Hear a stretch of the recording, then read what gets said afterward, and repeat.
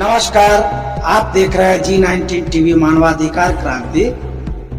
मैं अमरेश कुमार सिंह। इस वक्त हमारे स्टूडियो में आए हुए हैं फतुहा विधानसभा क्षेत्र के सुप्रसिद्ध चिकित्सक डॉक्टर लक्ष्मी नारायण सिंह पटेल।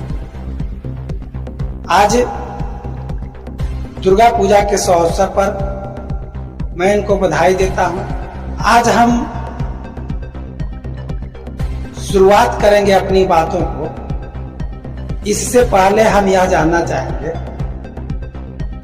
डॉक्टर साहब कि आज की जो वर्तमान राजनीतिक व्यवस्था बन चुकी है और इस राजनीतिक व्यवस्था में जिस तरह से लोगों का समावेश हो रहा है, जैसे कभी किसी ने देखा नहीं और सुनने में आया कि उनको टिकट मिल गया। न कोई जानता है न कोई पहचानता है और पार्टी द्वारा उनको टिकट मिल जाती है। इस बारे में क्या कहना चाहिए?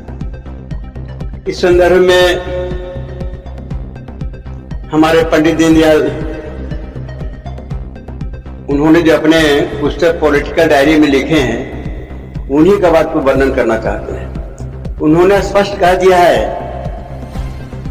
कि हम वोट किसे दें,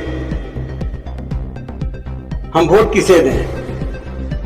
उन्होंने कहा कि मेरा भले ही पार्टी अच्छा हो परंतु उम्मीदवार खराब हो। पता नहीं किस कारण से खराब उम्मीदवार दिया गया है, कुछ लेन देन करके जाति नाम पर, और दूसरा पार्टी खराब है लेकिन उम्मीदवार अच्छा है, उन्हीं को वोट दें। इसलिए उन्हीं को वोट दें कि भविष्य में सबक सीखे कि नहीं, जनता को अच्छे उम्मीदवार चाहिए, नहीं अच्छे पार्टी चाहिए। लेकिन पंडित दीनदयाल का पुस्तक तो कोई पढ़ा नहीं, लेकिन उद्देश्य न बदल दिया है कि मेरा पार्टी के आदमी क्रिमिनल हो, गुंडा हो, लठैत हो, डकैत हो, चोर हो, बेईमान हो, लेकिन जिन्हें उम्मीदवार बनाया गया उन्हीं को वोट देना है। एक गंभीर विषय बन जाता है। जो आदमी समझदार है वो पार्टी पर नहीं बल्कि अच्छे आदमी पर वोट देगा, इसलिए भाजपा को भारी नुकसान होगी। यानी आपका कहने का मतलब हुआ कि जो पंडित दीनदयाल जी ने जो अपनी पुस्तक लिखी थी या उनका जो विचारधारा था कि यानी कि टिकट जो है से पार्टी के आधार पर नहीं, व्यक्ति के चारित्रिक गुण के आधार पर मिलना चाहिए। जो व्यक्ति चरित्रवान हो, गुणवान हो, वैसे लोगों को ही टिकट दी जानी चाहिए। क्या टिकट हम किसे दें? जो संगठन करता हो। उदाहरण बताते हैं, हमारे राम मनोहर लोहिया ने बताए थे कि पंडित दीनदयाल जैसे दो व्यक्ति मुझे संगठन करता मिल जाए तो देश का सूरत बदल देंगे और सीरत बदल देंगे। लेकिन आज ऐसी स्थिति बन गई है कि पंडित दीनदयाल का पुस्तक पढ़ा ही नहीं, संगठन बनता है कि जानता ही नहीं है। राम मनोहर लोहिया, पंडित दीनदयाल ने अपना पॉलिटिकल डायरी लिखे, उसमें संगठन बनने का तरीका सीखना, संगठन कैसे बनता है। तो संगठन बनाने का तरीका तीन ही चीज सिखलाया जाता है ऊपर से, या कार्यकर्ता भी सीखता है। किसी नारा लगाओ, माला पहनो, फोटो खिंचवाओ, और तो मतलब नहीं रहता है।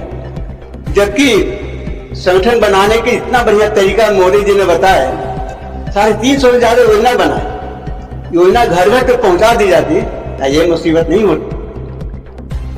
लेकिन उनका पुस्तक तो पढ़ा ही नहीं और सीधे कहा कि बस 3 काम सीखो। कोई आदमी आपके यहाँ आए, नारा मारा, फूल से स्वागत करो। नतीजा तो बहुत बुरी है। फतवा के ही ले ले, फतवा का चुनाव है। ऐसा स्थिति बन चुका है कि फतवा में संगठन करता तो है नहीं, संगठन है भी नहीं, कागजों पर चल रहा है। तो फतवा में राजद और जन स्वराज के बीच में अगला चुनाव होगी। भाजपा जदयू तो समाप्त है। जिस तरह से आपने बतलाया कि फतुहा विधानसभा क्षेत्र 185, यहाँ पे एनडीए का बोलबाला नहीं दिख रहा है, और जैसा कि आप महसूस कर रहे हैं कि एक तरफ आरजेडी है और दूसरे तरफ जनसुराज। तो जनसुराज कैसे दिख रहा है आप? देखिए, सबसे बड़ी बात है, जन समस्या में दो चीज आता है, अपराध और भ्रष्टाचार, और दोनों का मालिक है यहाँ एनडीए। लेकिन अपराध भ्रष्टाचार पर चर्चा भी नहीं करना चाहता। आज जब ये स्थिति प्रशांत किशोर ने बना दी है कि बड़े बड़े नेता भ्रष्टाचार में फंसे हुए हैं, स्थिति समाज में पूरा फैल चुका है कि कितना भ्रष्टाचारी हमारे भाजपा वाले हैं और जैदी वाले हैं। तो जैदी वाले तो विरोध भी कर रहे हैं, हटाने के लिए भी गुस्सा में है, लेकिन भाजपा वाले तो कहीं चर्चा तक नहीं विरोध करने का है। नतीजा तो जनता देख रही है कि भाजपा को विरोध नहीं करना है, और ऐसी स्थिति में भाजपा के हर व्यक्ति विरोध में जा रहा है, भाजपा का नामो निशान मिल जाएगा, खत्मा का नामो निशान मिल जाएगा, ऐसी स्थिति बना दी गई है। दूसरी तरफ आपने चर्चा किया आरजेडी। क्या आरजेडी का जो है फतुहा विधानसभा क्षेत्र, जैसा कि लोग बतलाते हैं कि कोई विशेष उपलब्धि नहीं रहा, और खास करके फतुहा में जो स्थानीय विधायक हैं उनका कोई नाम नहीं लेता, तो क्या ऐसे परिस्थिति में जातीय फैक्टर हावी रहेगा? देखिए, जातीय फैक्टर तोड़ने के लिए मोदी जी ने बहुत बड़ी योजना बनाई।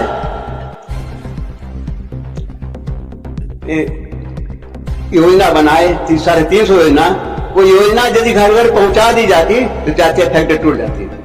हमारे प्रशांत किशोर ने जातीय फैक्टर तोड़ने का बहुत प्रयास किए हैं और काफी मात्रा में टूटा भी है। लेकिन ऐसा स्थिति है, जातीय फैक्टर जो है, ऐसी स्थिति में टकराव दो में ही है, प्रशांत किशोर और राजद। भले राजद की संख्या बहुत ज्यादा है, लेकिन प्रशांत किशोर ने काफी तोड़ने का प्रयास किए हैं। टकराव दोनों में है, कौन जीतेगा कौन हारेगा यही बताना मुश्किल है। जन सुराज के पार्टी के तरफ से आपको किनको संभावना लगता है कि टिकट दिया जाएगा? अभी तो बताना मुश्किल है, लेकिन भावी उम्मीदवार के नाम पर काफी मेहनत कर रहे हैं। राजू मुखिया करीब 5-6 महीना से घर घर जाने का प्रयास कर रहे हैं, मेहनत कर रहे हैं। उन्हें कितना सफलता मिलता है न मिलता है ये तो भविष्य ही बताएगा।